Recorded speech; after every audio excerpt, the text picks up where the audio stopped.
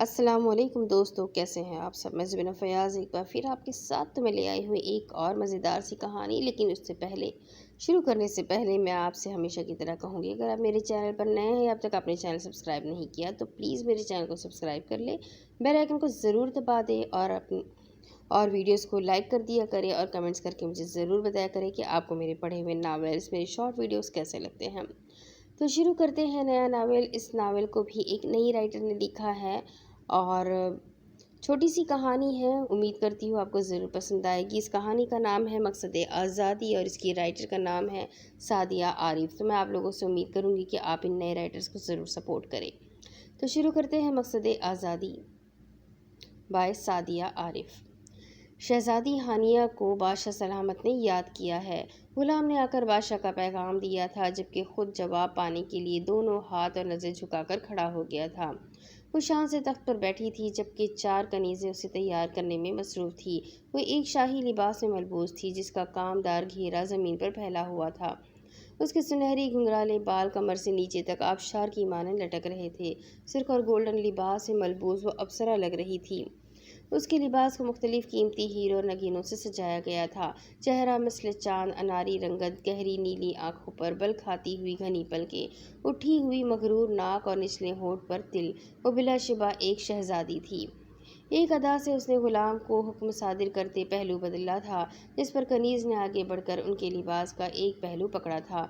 बाकी कनीज़ों ने भी पहली की पैरवी की थी। गुलाम ने हुक्म पाते ही कमर को हल्का सा खम दिया और उल्टे कदमों वापस हो गया। वो एक शान से राहदारी अबूर करते हुए 4 कनीज़ों समेत बादशाह के दरबार में दाखिल हुई। बादशाह सलामत अपनी शाही तख्त पर विराजमान अपनी बेटी को देखकर खड़े हुए थे। वजीर की निगाहें भी सिपाहियों समेत झुक गई थी। वो बादशाह सलामत के तख्त के करीब पहुंची थी जब बादशाह ने आगे बढ़कर खुद अपनी शहजादी का हाथ थामकर उसका इस्तकबाल किया था। आज बादशाह के दरबार को मुख्तलिफ फूलों और रंग बिरंगी लाइट से सजाया गया था। इसी असना में शाही जोड़े में मलबूस शहजादा अपने वज़रा समेत बादशाह के दरबार में दाखिल हुआ था। कनीज़ों ने फूलों की बरसात से उसका इस्तकबाल किया, जबकि बादशाह सलामत ने गर्मजोशी से शहजादे आसिम का इस्तकबाल किया था। आज शहजादी ने हानिया सलीम से हानिया आसिम हो जाना था। आज उससे बादशाह सलीम के दरबार से रुखसत होकर शहजादे आसिम के दिल की मलिका बनना था। बादशाह सलामत ने अपनी शहजादी का हाथ थाम कर शहजादे आसिम के हाथों में दिया। शहजादा आसिम ने नीचे झुककर उनका हाथ थामा और हीरे से मज़ीद दिलकश खूबसूरती से भरपूर जगमग अंगूठी निकाली। शहजादा आसिम अंगूठी पहनाने ही लगे थे कि सिपाही ने दरबार में मौजूद बड़ा घंटा बजाना शुरू कर दिया, जो कि मुसीबत या हमला होने की सूरत में सिपाहियों को आगाह करने के लिए बजाया जाता था। हर तरफ अफरा तफरी फैल गई। शहजादी हानिया ने एक कदम बढ़ाया कि उनका शाही लिबास उनके पाँव के नीचे आ गया और वो लड़खड़ा कर गिर गई। शहजादा आसिम भी उन्हें बचा ना पाए थे। नीचे गिरते ही शहजादी का सर ज़मीन पर लगा था और वो चकरा गई। घंटा हुनूस बजाया जा रहा था, अलार्म मुसलसल बज रहा था और वो जो ख्वाब खरगोश के मज़े ले रही थी, अब औंधे मुँह बेड से नीचे गिरी पड़ी थी। जब अलार्म की मुसलसल बजती हुई बेल और सर पर लगी चोट महसूस हुई तो वो हड़बड़ा कर उठी थी। उफ, मेरा शहजादा आसिम! उसने उठकर गुस्से से अलार्म की बोलती बंद की और पाँव पटकती वॉशरूम की तरफ बढ़ गई। Good morning grandpa. वो फ्रेश होकर डाइनिंग टेबल पर बैठी थी, जबकि ग्रैंडपा नाश्ते के लिए उसी का इंतज़ार कर रहे थे। हानिया अपने माँ बाप की इकलौती बेटी थी और बहुत लाडली थी। वालिदैन की तरफ से उसे खुली छूट थी और इसी आज़ादी की वजह से उसकी आदत बिगड़ गई थी। वो जब चाहे जहाँ चाहे आती जाती थी, उसे कोई रोक टोक नहीं थी। हानिया के पेरेंट्स छुट्टियाँ गुजारने 3 महीने के लिए स्विट्ज़रलैंड गए हुए थे और हानिया इसी दौरान अपनी ग्रैंडपा के साथ रह रही थी। इस घर के कुल 4 ही अफराद थे। हानी बेटा, कितनी मर्तबा कहा है, सबसे पहले सलाम लेते हैं। उसने नाश्ता शुरू किया था कि मैसेज नोटिफिकेशन मौसूल हुआ। ग्रैंडपा, मुझे देर हो जाएगी, आप इंतज़ार ना करना और सो जाना। हानिया ने जल्दी से जूस का ग्लास ख़त्म किया। बेटा, कभी तो घर बैठ जाया करो, बेटियां घर में अच्छी लगती है। ये क्या आए दिन तुम्हारे दोस्त पीछा ही नहीं छोड़ते? क्या है ग्रैंडपा, जब मम्मी डैडी को मसला नहीं तो आप क्यों मेरे दोस्तों से मिलने पर पाबंदी लगाते हैं? वो सच होकर बोली थी। बेटा, मुझे कुछ नहीं सुनना ग्रैंडपा, मैं लेट हो रही हूँ, गुड बाय। ग्रैंडपा की बात अधूरी छोड़कर वो जा चुकी थी, जिस पर उन्होंने सर्द आह भरी थी। وہ حمزہ کی بھیجی ہوئی لوکیشن پر پہنچ چکی تھی۔ کیسے ہو بڈیز، آج کا کیا پلان ہے؟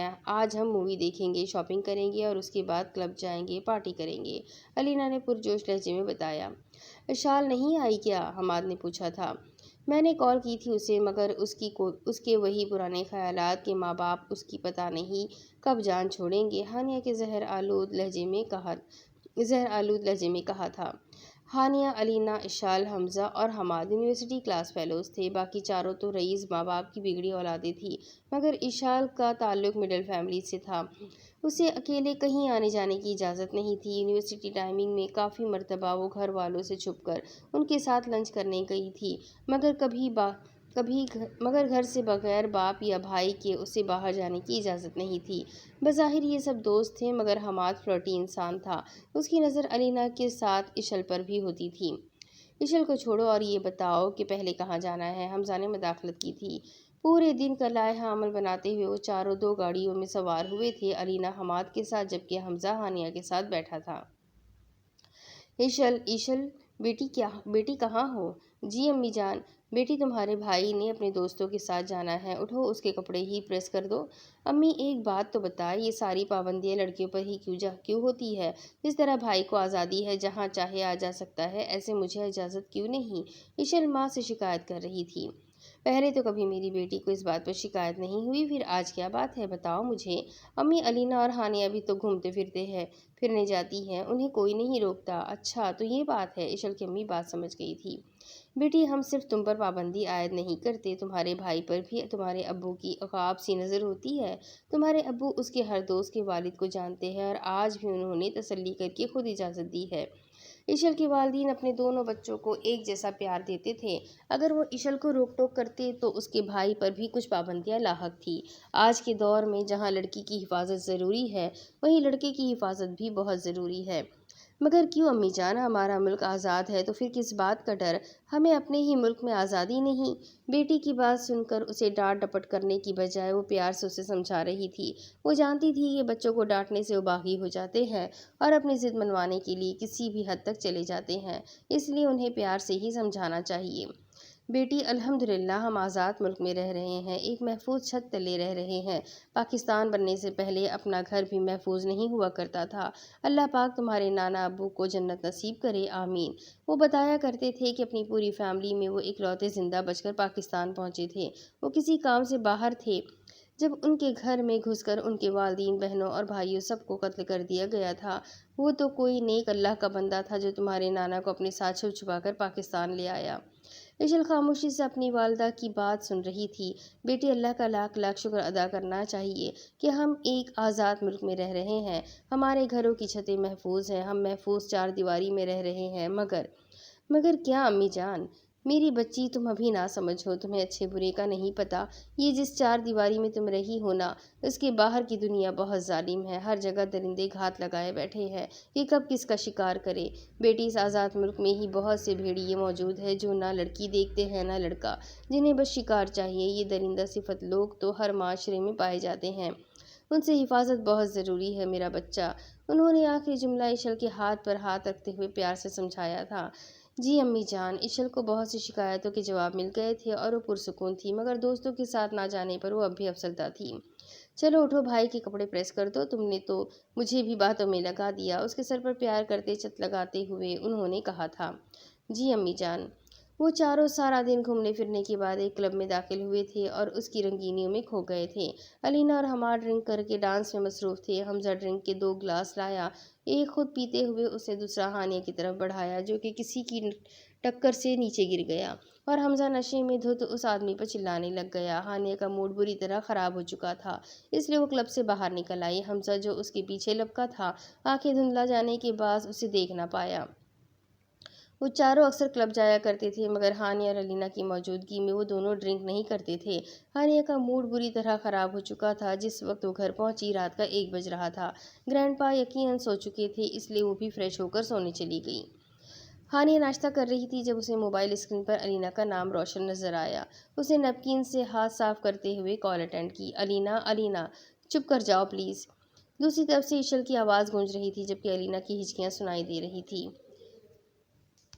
یہ کانفرنس کال تھی جو ایشل نے پہلے پک کی تھی اور وہ علینا کو چپ کروا رہی تھی۔ علینا، ایشل، یہ کیا ہو رہا ہے؟ علینا، تم رو کیوں رہی ہو؟ ایشل، تم ہی کچھ بتاؤ۔ ہانیہ نے پریشانی سے اتنے سوال کی بوچھاڑ کر دی تھی۔ مجھے نہیں پتا، میں بھی پوچھ رہی ہوں مگر یہ کچھ بتا ہی نہیں رہی۔ علینا، بتاؤ کیا ہوا ہے؟ ہانیہ کی بات کا جواب دیتے ہوئے اس نے علینا سے بھی سوال کر ڈالا تھا۔ ایشل، ہانی، سب ختم۔ اس نے پھر سے ہچکیوں کے ساتھ رونا شروع کر دیا تھا۔ یہاں ہانیہ کے پیروں تلے زمین نکل گئی تھی، مگر یہ ادھوری بات ایشل کی سمجھ سے باہر تھی۔ پھر علینا نے ہچکیاں باندھتے ہوئے گزشتہ رات کی ساری روادات سامنے رکھ دی تھی کہ کیسے ان دونوں نے نشے میں دھت ساری حدیں پار کر دی تھی اور حماد ہوش میں آتے ہی کہیں لاپتہ ہو گیا تھا۔ علینا روئے جا رہی تھی جبکہ ایشل اور ہانیہ سکتے کے عالم میں تھی۔ سکتہ تو تب ٹوٹا جب کال خود ہی منقطع ہو گئی تھی۔ ایشل بدھ بنی بیٹھی تھی جبکہ اس کی آنکھوں سے آنسو متواتر روانہ تھے۔ وہ فوراً غسل خانے کی طرف بھاگی اور وضو کر کے مصلے پر جا بیٹھی۔ کچھ کہنے کو زبان کھل ہی نہیں رہی تھی، بس دونوں پھیلے ہوئے ہاتھوں پر آنسو متواتر گر رہے تھے۔ آج کچھ کہنے کو تو نہیں تھا اور کچھ کہنے کی ضرورت بھی نہیں تھی۔ جس ذات کے آگے وہ ہاتھ پھیلائے بیٹھی تھی، وہ ذات تو بند لبوں کی بولیاں بھی سنتی ہے، وہ ذات تو دلوں کے احوال سے واقف ہے۔ وہ ہنوز روتے ہوئے دل ہی دل میں اللہ عز و جل سے بات کر رہی تھی۔ اللہ پاک، سمجھ نہیں آ رہی کہ آپ کا شکریہ ادا کروں یا اپنی کوتاہیوں پر نادم ہوں۔ اللہ جی، میں بہت گنہگار ہوں، مجھے معاف کر دے۔ وہ خاموش لبوں کے ساتھ دل میں اپنے رب سے ہم کلام تھی۔ اللہ جی، میں سچے دل سے توبہ کرتی ہوں، آج کے بعد اکیلی کہیں نہیں جاؤں گی۔ اللہ جی، میں یونیورسٹی سے باہر قدم تک نہیں رکھوں گی۔ اللہ جی، اپنی گنہگار بندی کو معاف کر دے۔ اس کی ہتھیلیوں پر آنسو ٹپ ٹپ گر رہے تھے۔ اللہ جی، علینا کو بھی معاف کر دے۔ اگر میں کل ان کے ساتھ چلی جاتی تو۔ اس سے آگے سوچ کر اس کی روح تک کانپ گئی تھی۔ اس سے آگے وہ سوچنا نہیں چاہتی تھی۔ ہانیہ ہنوز سکتے کے عالم میں بیٹھی تھی جب گرینڈ پا نے اسے آواز دی۔ ہانیہ بیٹا، ایسے کیوں بیٹھی ہو؟ گرینڈ پا، مجھے ممی ڈیڈی نے اتنی آزادی کیوں دی؟ بیٹا، وہ تم سے بہت پیار کرتے ہیں۔ تو پیار کا کیا مطلب ہے؟ بالکل ہی آزاد چھوڑ دیا جائے؟ انہیں میری بالکل پرواہ نہیں ہے۔ اگر پرواہ ہوتی تو وہ میری حفاظت کرتے۔ کیا ہوا ہے ہانی بیٹا؟ تمہاری ہی مرضی تھی کہ تم پر کوئی پابندی نہ لگائی جائے، اور جب بیٹا انہوں نے تمہاری مرضی کو ترجیح دی تو تم خود ہی ان سے بدگمان ہو رہی ہو۔ گرینڈ پا، آپ کیوں ہر جگہ آنے جانے سے مجھے روکتے تھے؟ ہانیہ روتی نہیں تھی مگر آج اس کے لہجے کی سنجیدگی گرینڈ پا کو بھی ڈرا رہی تھی۔ ہانی بیٹی، تمہیں سمجھانا میرا فرض ہے۔ تمہارے ماں باپ تو پرانی روایات و اقدار کو بھول گئے، مگر ہم نے ان روایات کو بچانے کے لیے جس قدر تکلیفیں اور مصیبتیں اٹھائیں ان کو بیان نہیں کیا جا سکتا۔ بیٹا، عورت عربی زبان کا لفظ ہے جس کا مطلب چھپانے کی چیز ہے، اور ہماری ماؤں، بیٹیوں اور بہنوں کو جو چھپ کر رہنے کی تلقین کرے انہیں وہ بندہ زہر لگتا ہے۔ آج اس گرینڈ پا کی باتیں سمجھ آ رہی تھی۔ اگر کل علینا کی جگہ وہ ہوتی تو شاید کسی کونے میں بیٹھ کر آج وہ بھی ماتم کر رہی ہوتی۔ وہ بربادی سے صرف چند قدم دور تھی اور اللہ پاک نے اس کی عین موقع پر حفاظت کر لی تھی۔ اسے ایشل پر رشک آ رہا تھا کہ اس کے والدین نے ہمیشہ اپنی بیٹی کی حفاظت کی تھی۔ بیٹا، میرے تکیے کے نیچے رومال پڑا ہوگا، لے کر آنا۔ اگلے ہی لمحے وہ گرینڈ پا کا رومال لے کر حاضر ہوئی تھی۔ اس پر تو آپ کا نام لکھا ہے گرینڈ پا۔ ہاں بیٹی، یہ میری نازو نے اپنے ہاتھوں سے لکھا تھا۔ نازو کا نام لیتے ہی گرینڈ پا کے چہرے پر سوگوار مسکراہٹ ابھری تھی۔ نازو کون؟ ہانیہ نے حیرانگی سے پوچھا، کیونکہ اس کی گرینڈ مام کا نام نازو نہیں تھا۔ بیٹی، نازو میری خالہ کی بیٹی اور بچپن کی پہلی منکوہہ تھی۔ ہانیہ پر پہلی مرتبہ انکشاف ہوا تھا کہ گرینڈ ماں سے ان کا دوسرا نکاح تھا۔ جس وقت پاکستان کی طرف ہجرت کا اعلان ہوا تو بہت سے ہندو اور سکھوں نے گھروں سے جوان بیٹیوں کو اٹھانا شروع کر دیا۔ جو لوگ مزاحمت کرتے ان کے گھر کے جوان بیٹوں کو قتل کر دیا جاتا۔ گرینڈ پا سانس لینے کے لیے رکے تھے۔ ہمارے علاقے میں جب یہ لوگ داخل ہوئے تو بہت سے ماں باپ نے اپنی بیٹیوں کا گلا اپنے ہاتھوں سے گھونٹ دیا تھا، جس میں میری نازو بھی شامل تھی۔ کیوں گرینڈ پا؟ ہانی حیرانگی کے عالم میں بولی۔ کیونکہ بیٹا، ماں باپ کو اپنی بیٹیوں کو خود قتل کرنا گوارا تھا مگر ان ناپاک ہندوؤں اور سکھوں کے حوالے کر کے ان کی بے حرمتی کروانا گوارا نہ تھا۔ مگر گرینڈ پا، وہ ان کو بچا بھی تو سکتے تھے۔ بیٹی، یہ سب اتنا آسان نہیں تھا۔ جب درندے صحن میں موجود ہو تو اکیلے ماں باپ اپنی بیٹی کی حفاظت کیسے کرتے؟ میں یہ تو نہیں کہوں گا کہ انہوں نے صحیح کیا یا غلط، مگر اس وقت جو جوان بیٹیوں کے والدین کو جو صحیح لگا انہوں نے وہ کر دیا۔ ایک باپ اپنی بیٹی کی لاش کو دیکھ लाश तो देख सकता है मगर उसके किरदार पर लगे दाग वो कभी नहीं देख सकता। बेटी मर जाए तो एक मर्तबा मरती है मगर उसके किरदार पर दाग लग जाए ना तो माँ बाप हर रोज़ मरते हैं। ग्रैंडपा जो कभी ना रोई थी, अपने ग्रैंडपा की आंखों में आंसू देखकर तड़प उठी थी। बेटी मेरी नाज़ो तो मर गई मगर उस जैसी हज़ारों लड़कियों को सबक दे गई कि इस वतन की खातिर अपनी इज्जत की खातिर मर जाना मगर उसकी इज्जत और हरमत पामाल ना होने देना। उसने दिल ही दिल में इरादा किया था कि वो आज से अपने ग्रैंडपा की कही हुई हर बात मानेगी। अगर उसे रिवायात से दूर वालिदैन मिले थे तो वहीं अल्लाह पाक ने उसे अपने वतन से ख़ास मोहब्बत करने वाले ग्रैंडपा से नवाजा था। ग्रैंडपा मुझे माफ़ कर दे, मैं अपने वतन की आज़ादी का मकसद बिल्कुल भुलाए बैठी थी। बेटी अभी भी देर नहीं हुई, अल्लाह पाक से माफ़ी मांगो, वो सबको माफ़ करने वाला है। उसके घर में देर है अंधेर नहीं। मुझे बहुत खुशी हुई कि मेरी बेटी को अपनी गलती का एहसास हो गया है। बहुत कम लोग ऐसे होते हैं जिन्हें जल्द ही अपनी गलतियों का एहसास हो जाता है। आज उससे वाकई अपनी गलतियों का एहसास हो रहा था और उसने सच्चे दिल से तौबा की थी। 1 माह बाद। आ जाए अम्मी जान, हानिया भी आ गई है। हाँ हाँ, बस चादर ओढ़ लूँ, आ रही हूँ। आज 14 अगस्त का दिन था। हानिया इशल और उसके वालिदैन के साथ बहुत अटैच हो गई थी। वो इशल की वालिदा को अपनी वालिदा की तरह समझती थी क्योंकि इशल की अम्मी हानिया को भी अपनी बेटी की तरह हर बात बहुत प्यार से समझाती थी। आज उन सब ने मिलकर यतीम बच्चों के लिए बहुत से पकवान बनाए थे और अब यतीम खाने बच्चों में सब तकसीम करने जाना था। उस रोज़ के बाद हानिया और इशल ने अलीना का बहुत पता लगवाया मगर वो कहीं ना मिली। हमाद भी लापता था। हमजा से हानिया की बस रस्मी सलाम दुआ रह गई थी। हमजा ने नई दोस्तें बना ली थी। हानिया और इशल की ज़िंदगी भी आहिस्ता आहिस्ता मामूल पर आ गई थी। ये कहानी तो यहाँ ख़त्म हो गई मगर आपकी कहानी अभी शुरू हुई है। आप अगर इशल जैसी किसी फैमिली से हैं तो खुदा का शुक्र करें कि अल्लाह पाक ने आपका अच्छा बुरा बताने के लिए आपके वालिदैन का साया आप पर सलामत रखा है। आपको बस अपने वालिदैन की कही हुई हर बात को समझना चाहिए। अगर आप हानिया जैसी किसी फैमिली से हैं तो अपना अच्छा बुरा खुद सोचें। वालिदैन ने अगर आपको आज़ादी दी है तो उस आज़ादी का नाजायज़ फ़ायदा मत उठाएं। हानिया की ज़िंदगी अलीना की तरह बनने में बस चंद कदम दूर थी। ये आप पर मुनहसर है। आप जिस भी फैमिली से ताल्लुक़ रखती है आपको अपना अच्छा बुरा खुद सोचना होगा। ये आप पर है कि आप अलीना, हानिया और इशल में से किस ज़िंदगी को चुनना पसंद करती है।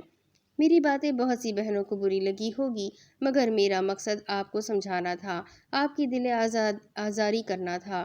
दिल आज़ारी करना नहीं। मेरी ये छोटी सी काविश अगर आपको पसंद आए तो दुआओं में याद रखिएगा और अगर किसी की दिल आज़ारी हुई हो तो दिल से माज़रत। फ़कत आपकी सादिया आरिफ।